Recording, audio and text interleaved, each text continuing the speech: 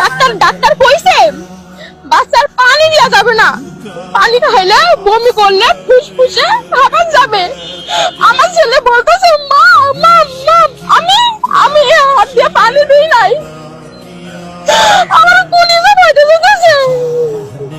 Last পর্যায়ে আমার ছেলেটারে আমি লাস্ট পর্যায়ে যখন হার্টবিট 102, রাত 4টার সময় 102, আমি বলছি স্যার আমার ছেলে পানি চাইছে, আমি পানি দিই নাই।